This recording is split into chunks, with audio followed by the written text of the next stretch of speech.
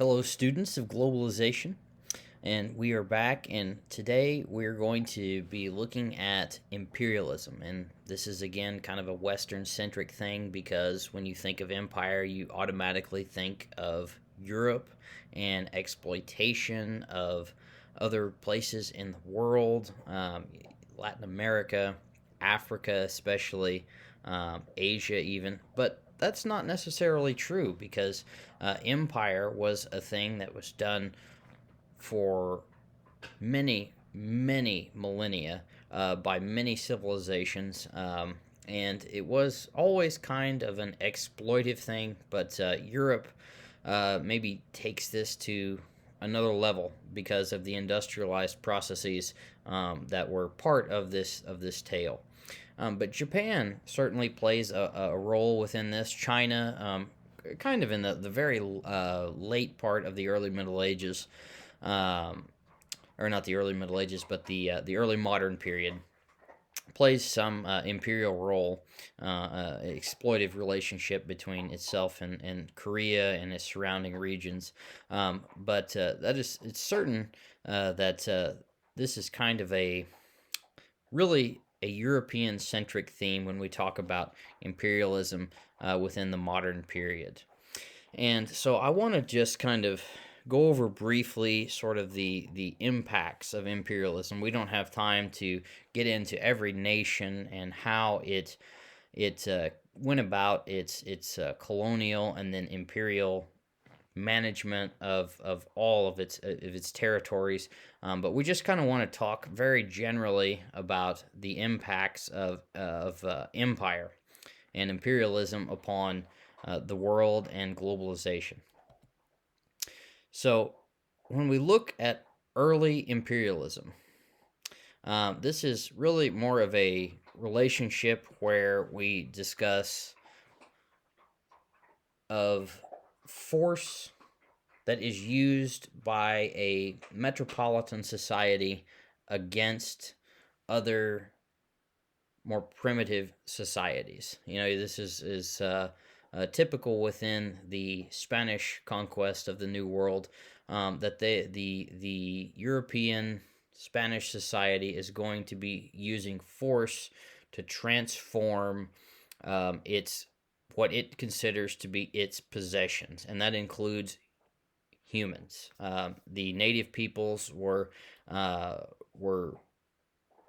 exploited enormously within this relationship, and this can be called colonialism because it is the central metropolitan or the metropole exploiting for its benefit the possessions that it has gained through exploration and then imperialism, right? That the empire is going to control all the exterior forces for the benefit of the metropole. And within this, to some degree, you're going to remove indigenous populations. You're going to reappropriate indigenous populations for, again, the benefit of the other more powerful society. And there's going to be an inherent cultural superiority within this. And this happens all over. The major European countries, certainly the Dutch, Britain, Spain, Portugal, France, they all get into this game. Later on, Germany, but to a lesser degree. But they begin to carve up the entire world, and they sort of just claim it as its own. Why? Because that they had the power and the ability to do so, and they had an inherent cultural superiority because of the power that their technologies gave them to dominate indigenous populations of more primitive peoples. So we can see here this vast map of the colonies. This is much later than the period that we were just discussing, but you can come to see that the massive hegemony that a very very small region of the world came to dominate the rest of the world and claim it as its own. So imperialism takes on many stages, and even the United States gets into the game later, but always the goal is to spread the culture of the central power to the periphery colonies of the empire. And if we look at the year 1800, Europeans possessed about 35% of the world's land mass. Only 78 years later, Europeans then came to control almost double the amount of space. So we're talking in a couple generations here. Europe went from possessing 1/3 of the land mass of the world to almost three quarters of the land mass of the world. So as we see the emergence of these new colonial powers and they begin to kind of carve up the world, this goes hand in hand with the Industrial Revolution. How was Europe able to do what it did? Well, it could not have happened without the Industrial Revolution. We're going to get into that within this lecture because it's an essential part of industrialism. The West could never have done what it did without the massive technological advantages that it gained through innovation. Why the West? Well, it had to innovate because it didn't have any of the advantages of the rest of the world.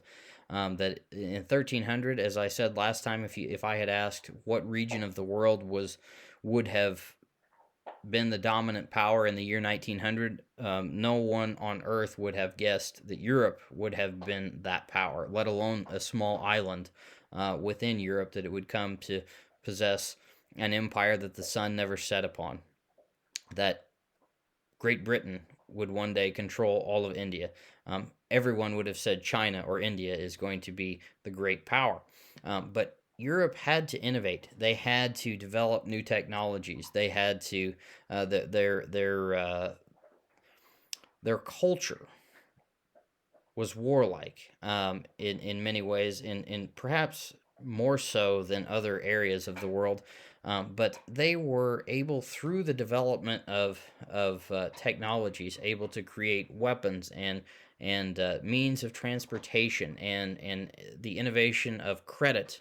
They could manipulate their currency within fiat currency to create a system that allowed them to first come to find and then exploit the rest of the world, eventually controlling nearly all of it. And still, if you count the United States and Europe, still possessing almost over 65% of the world GDP.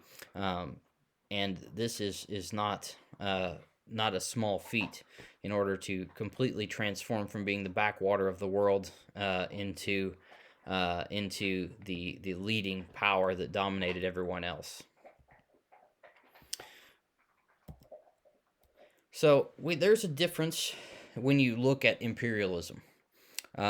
It's not always just formal imperialism, as we will describe it, where a colony is tyrannized, really, or that there is an absolute control over a political unit of land, or a territory that is controlled by a central power.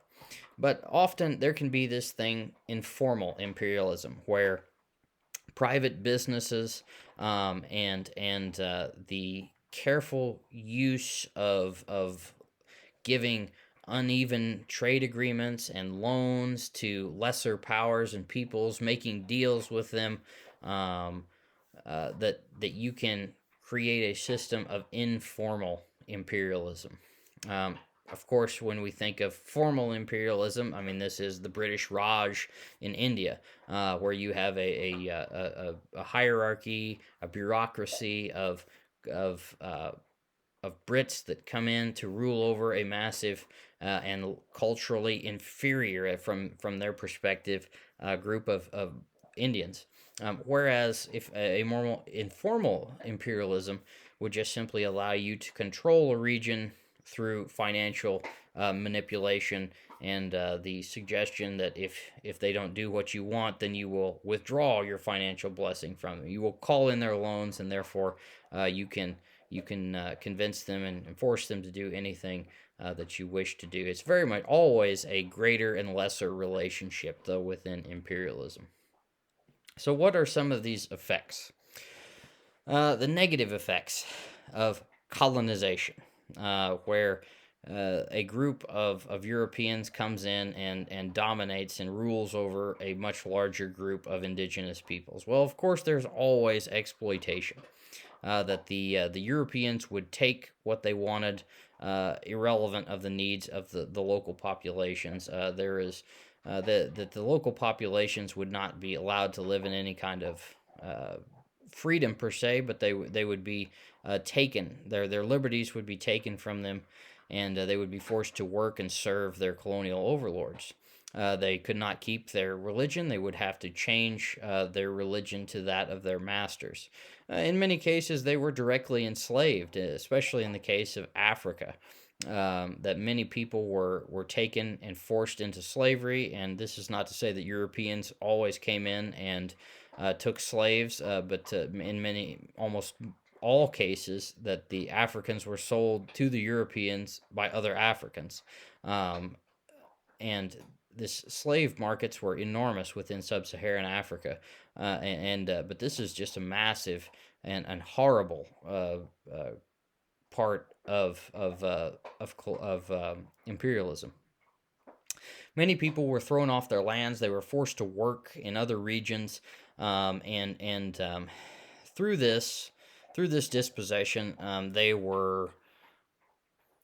lands, their cultures, everything about them that made them unique in their local regions was destroyed, and it's just a very sad story between of all this that took place. So let us look at some perhaps of the quote positive effects of imperialism. By bringing new technologies to regions of the world that had not developed, you can say that there was a sense of progress, of technological advancement there that eventually, maybe not immediately, not even within a century or a century and a half, would bring prosperity, but eventually would turn someplace in like India into a very and highly prosperous industrious nation, that it will eventually come to probably be a larger economy than any of the European nations itself.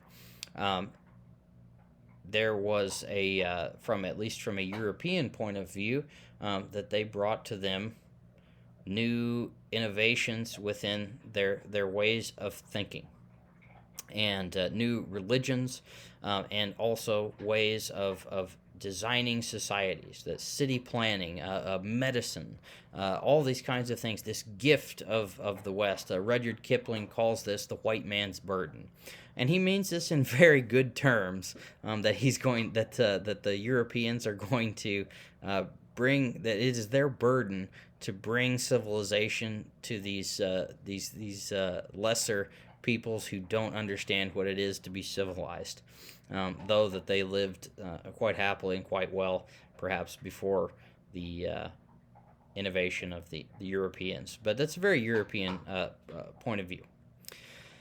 So, imperialism, as I say, is not this is really the overall effects, but there is always a racial and cultural element of superiority within imperialism.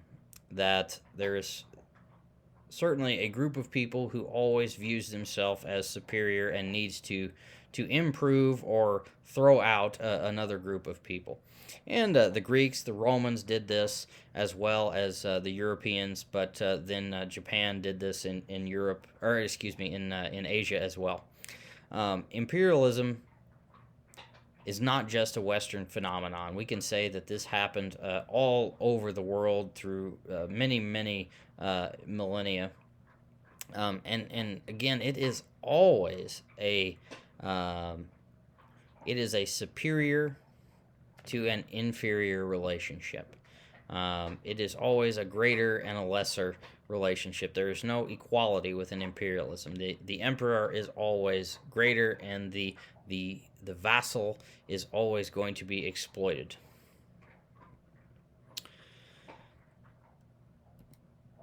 So, within imperialism, this imperial period, there is also occurring the Industrial Revolution, which makes the European imperial moment occur. And this is probably since the year 10,000 with the agricultural revolution, 10,000 BC. This is probably the most radical transformation of human society since the agricultural revolution. This is fundamentally a complete shift in how humankind lives, does everything, and how the planet reacts to it. Everything about society and nature and humanity changes after the Industrial Revolution. So let us just for a moment explore this tumultuous event that changed everything for humanity. So, as one would begin to work in pre-industrial Europe or the pre-industrial world, you would work from your own home, and you would begin to build your product from the beginning to the end.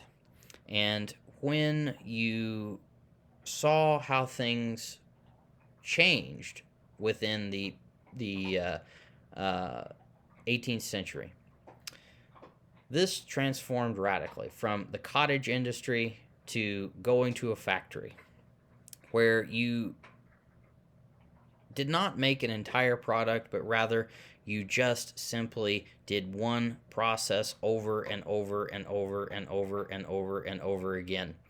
And Adam Smith, he says, this is efficiency. This is the best way to produce something. A pen is by just one person doing the same activity over and over and over and over again, not one person making the entire pen.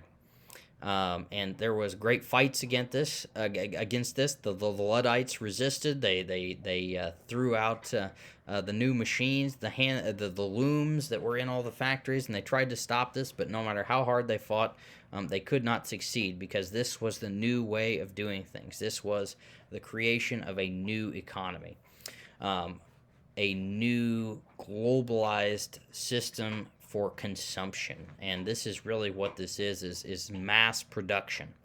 And it allows for efficiency, for the creation of factory systems, and time schedules. You know, when you worked in your home and you could wake up when you wanted, you could do as much as you wanted.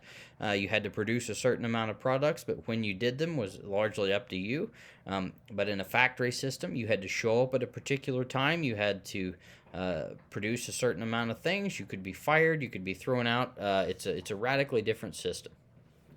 So what were these industrial conditions like? Well, they were initially not very good at all. They were pretty horrible. People had to work 18, 19 hours a day in some cases. Children were able to work in factories. They were incredibly low wages. They had no benefits. They had no protections. In many cases, people were maimed by the machines, and there's no social safety net. There's no disability. There's no nothing. These are pretty awful conditions initially to work in. But nevertheless, this industrial machine radically transforms the world, and this is the real power of capitalism, and its ability to just completely transform a society in a very short amount of time. So in 100 years, you can look at a map here of England, and you can see the transformation of where the industrial centers are. That there are no large cities other than York in the north of England, really, in the year 1700. Um, but by the time that 1911 rolls around, there are enormous cities: Manchester, Birmingham, Lancaster. There are manufacturing centers all across the north of England. And this goes to show just the enormous effect that the Industrial Revolution had upon society. And England is the workhouse of the world. Or the engine of the world here. England is producing enormous amounts of goods that are shipped all over the world. And this causes the population of England, of Britain, to increase radically, and we see also a migration of people from the countryside into the cities. So in the year 1700, there were only 3 cities within England that had more than 20,000 people. In the year 1800, there are 5 cities that have more than 50,000 people. This is an enormous change. This is the urbanization of this tiny area that has gone from being an almost entirely agricultural producing region in the year 1600 to one of being a manufacturing hub for the entire world by 1800, and especially even more so by 1850. We see it double again by 1850. And again, this is just to kind of stress the factors here. You can see this slide, but all the population centers of England that are in the north of England. But this all comes with a price, of course, and with everything in globalization, when you just look at rogue statistics in economics, you can see, wow, this is incredible, just amazing that a society was able to transform from a backwater to the manufacturing hub of the world. But when you begin to look at the human costs of this, you see families of 7, 8 children living in one-room houses in the slums of London. You see pollution, terrible, awful pollution. People living right next to the factories where they live. There's no regulation. The rivers were polluted. You couldn't drink the waters. There were people who would die from toxicity that was in the air and in the water. There are tiny babies, of course, that are born in these homes with these factories, and many of them never survived into childhood, let alone into adulthood, without having severe health conditions and pneumonia, black lung that they would develop. But these were horrible and wretched conditions to work in. And you can see also the creation of the many of these slums in London here. These images come out of some of the early artists of the period. And one of the most notorious was Whitechapel in London, and children, just orphan children, would walk in the streets. And Henry Mayhew, a social investigator, he talks about the mudlarks, and these are these children who were orphans, and they would, as the Thames River, the tide would go out, they would walk out onto the mud flats of the river, and they would wade down, as far as they could. And these are children that are 5, 6, 7 years old.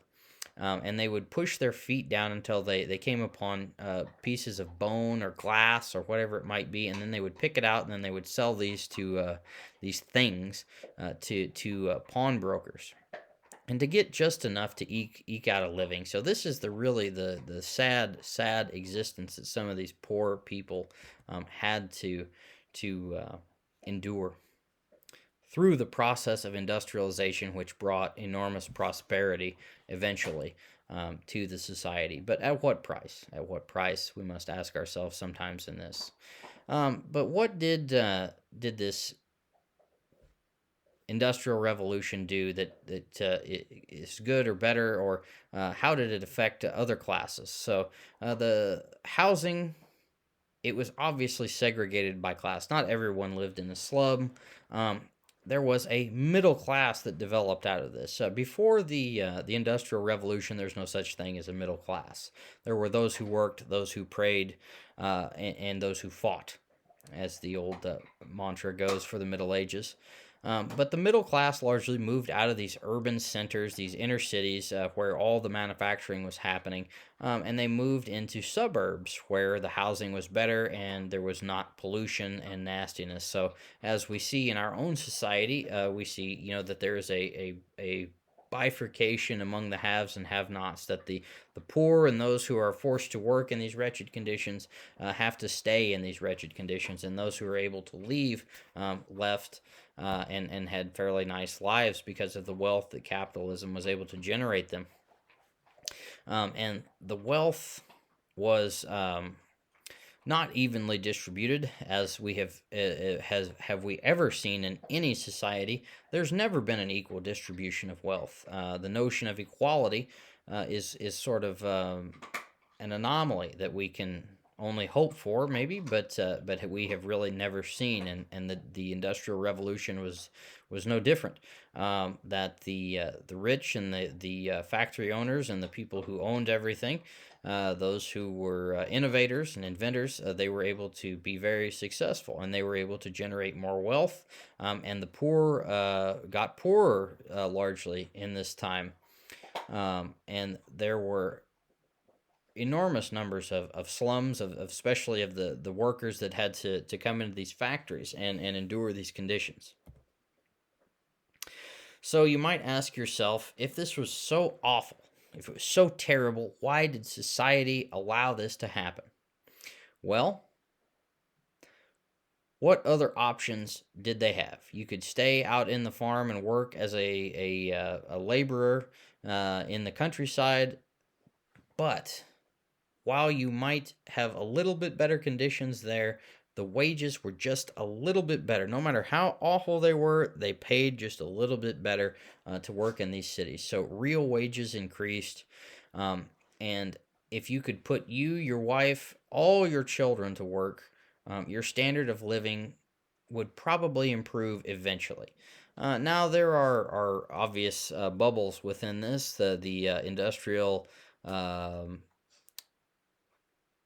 shortages that they would people would be put out of work as supply and demand would of the demands of the market would ebb and flow.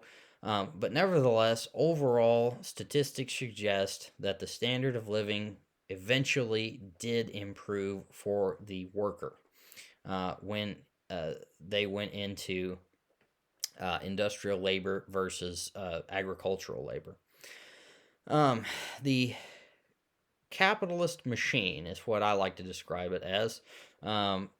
This group of owners were able to just simply drive change, that they were able to convince enough people that their conditions were okay. They were able to pay enough wages. They were able to buy up enough propaganda that they were able to succeed in changing society enough, controlling enough mechanisms that they were able to, from the year 1700 to the year 1900, to just completely radically transform how everything was thought about and looked like within England. So this was possible because a group of owners was able to assert their will, I think, over this nation and these people. And the working class really could not have any kind of unified resistance. They just couldn't unite. They couldn't get along well enough. Now, there were times that they could rise up, as the Chartists did, but they never really succeeded in creating any kind of unified front against capitalists. And again, what else would you do? I mean, when you are living at a subsistence level, you can advocate for political change, but then you may starve to death. And as you moved to a city, you lost a connection with family, with your ancestral way of life, and you just were forced into this living in these cities and working within these factories. That it was just it became the new way of life. So it was just simply accepted. Well, why did Great Britain become the industrial hub of the world? Well, for a few reasons, and there's been many explanations of this. But geography is key. Britain had an enormous amount of coal reserves in low lying areas by rivers. It was easily accessible, it was easily shipped. They had a population that was capable of doing this. They had plenty of resources. Their political institutions allowed for working class people to advocate enough, and there were peaceful transitions of power, that it kept the society from falling into rebellion, and it could develop a good business a good business core that was able to, again, push this capitalist machine along, because there were peaceful transitions of power, and there wasn't the fear like there was in France that that there would suddenly be a regime change and everything would be seized. There was continuous, peaceful political transitions of power. And there was relative geographical isolation. You didn't have to worry about, Germany rolling in over the top, of your defenses, or Italy, the Italians rising up against you from the south. You had the ocean to protect you, and there was this isolation that allowed Britain to develop in relative peace, much like China saw as well. Um, we're not going to talk about that. So I want to look at the kind of the just the radical transformation of Britain here from its earliest days of the Industrial Revolution in 1750 to about 1900. And we can see that the world GDP, what we'll call the GDP, the manufacturing output of the world, that in the year 1750, Great Britain had less than 2% of the world's manufacturing output. In 1880, it was nearly 1/4 of the world's output in one tiny island that came to control all of the world output. In it's just an incredible tale, and you begin to look at other regions of the world like China that had nearly a third of exactly a third of the world GDP in the year 1800, and it fell in 1900 all the way down to less than 10% of the world's GDP. And this is the largest, most populous country in the world. And it's incredible to see how innovation and industry is able to change the game so radically that one tiny island in the North Atlantic can come to dominate, tyrannize even for a time, the most powerful country in the world. So it makes you ponder on these powers of globalization, of economics, and how this process can just completely transform our world. That globalization is an incredible force that is able to shift the fortunes of countries and nation states in just such a short amount of time. China, we have to ask ourselves, why did China not become the imperial power? Well, China, after about the year 1450 or so, really, during the 14th and early 15th century, they make the choice that they are the world power. Everybody wants what they have, and they are therefore not going to expand. They are going to turn inward. They are going to practice a policy of isolationism. They're not going to allow anything in, and they're going to try to keep everything out. They don't have to compete because they were the best, and they didn't need to innovate. They didn't need to do the kinds of things that Europe did, and therefore they fell behind. They became complacent, and they just simply couldn't catch back up.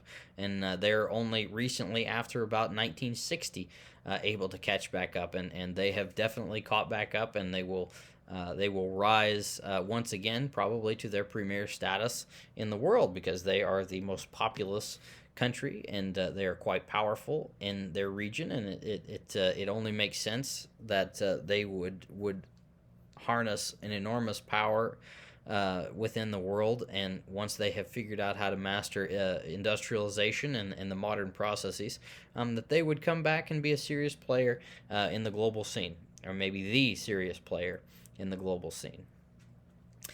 And I just want to say that within this new society, this industrialized society, that this transformed the role of women. In the Middle Ages, it may be thought that women were sort of lesser, they couldn't own property and such, but actually this is really a kind of a myth of the industrialized world, that they create this thing called the cult of domesticity, that the woman is the angel of the household, that the woman's province is within the home and the man's is in the nasty world. Whereas in the Middle Ages, women worked right alongside men. They worked on the farms. They did many of the same jobs that men did. So with industrialization came a chipping away of freedoms, of rights, of roles that women played, and they were really transformed in a middle class and upper class sense.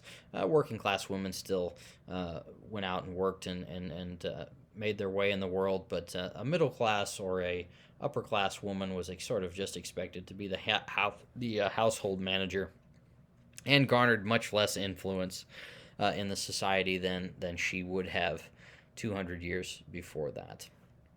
So industrialization was enormously successful. It built a new society. It improved the standards of living, but there have been questions. Great historians such as E.P. Thompson have asked the question, well, what about happiness? What about the question of happiness? Was the Industrial Revolution good or bad for humanity? And I think that's a question. It's very hard to measure happiness. Do people have more things after the Industrial Revolution? Do people have more money?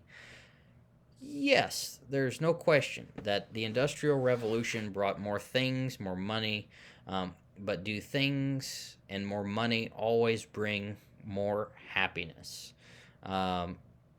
Is the freedom of the cottage industry, is the freedom of the farm laborer, is the small town, the hamlet where everyone knows everyone and sort of works together notion, is that better than the individualism and the anonymity that one gets in large urban areas? There's a lot of questions to ask about this, but I will leave that for you to ponder. And just to consider that imperialism, industrialism go hand in hand. And these two phenomenons that came out of the West, but were not necessarily confined to the West, were forces that radically transformed the world and brought it into an interlocking web of connectivity. It created a new form of consumption and trade and economics. And next week we're going to get into look at some of the economic philosophies that came out of this time. That we're going to look at philosophies of Marx, and we'll look at Adam Smith and capitalism, and sort of the development that the thinking that came out of the Industrial Revolution and the period of imperialism. But this was a force that completely and radically altered and transformed the world into what we now see. So I thank you for watching. Take care and stay healthy, wealthy.